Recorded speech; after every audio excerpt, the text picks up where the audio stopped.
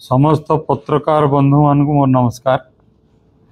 आपण मैंने जानिथिबे वर्तमान हिलोई एकडालर एमसीएल द्वारा अधिग्रहित जमी उपरे किछि बाहर लोक आसी 9-1 अधिग्रहण परे घर निर्माण करी पकैछन। जमी खाली करी खनि कार्य आग को बढ़ाइबा पई एनक्रोचमेंट हटाइबा निमंते आवश्यक दरकार थिला। ए बाबद रे एमसीएल कर्तृपक्ष कलेक्टर महोदय सहायता लोड़ी थिले। एमसीएल रो पत्र आधार रे कलेक्टर महोदय नवेम्बर 2024 रे जांच करी कार्यानुष्ठान ग्रहण करिया पई सब कलेक्टर तालचेर को निर्देश देथिले।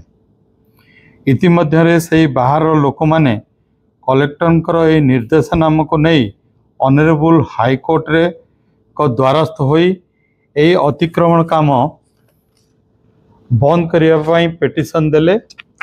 मान्यवर अदालत सब कलेक्टर महोदय को ए बाबद रे कार्यानुष्ठान ग्रहण करने एक निश्चित समय अवधि निर्धारण करी यथाशीघ्र कार्यानुष्ठान ग्रहण करने को निर्देश देले एवं सब कलेक्टर महोदय 2 जन असिस्टेंट कलेक्टर और एमसीएल अधिकारी मान को नहीं एक जॉइंट कमिटी गठन करी निर्माण गुड़िक जांच करी रिपोर्ट प्रस्तुत करने निर्देश देले और 31 अक्टोबर 2025 सुधा अतिक्रमण हटाइबा रो आफिडेविट ऑनरेबल कोर्ट को जमा देले। इतिमध्ये अगस्त 2025 रे एही निर्मित गृहगुड़िक कमिटी द्वारा गोटी गोटी करी जांच करागला।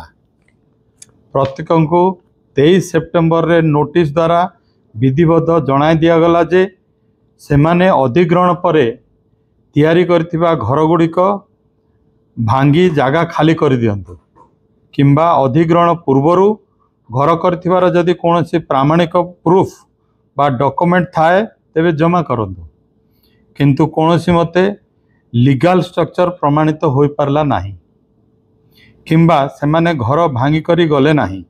तेणु 3 दिन पूर्वे माइक द्वारा सेमान को घर खाली करिया पई बुली बुली डाकरा दियागला और इविक्शन एक्शन नियागला। मेंशन करिबा जरूरी जे शताधिक निर्मित एही इनक्रोचमेंट घर गुड़िक मध्यरु हिलोई रे मात्र 5-6 घर लोक माने रहुचंती। बाकी सबू खाली पड़ी एवं जर्जर परित्यक्त अवस्था रे थिला जहा को हटाई दियागला। एही एनक्रोचमेंट इविक्शन द्वारा अनंत ओपनकास्ट कोयला खनिर संप्रसारण सुगम हेबो तथा भविष्य रे अतिक्रमणता को निरुत्साहित करिवो। धन्यवाद आज्ञा।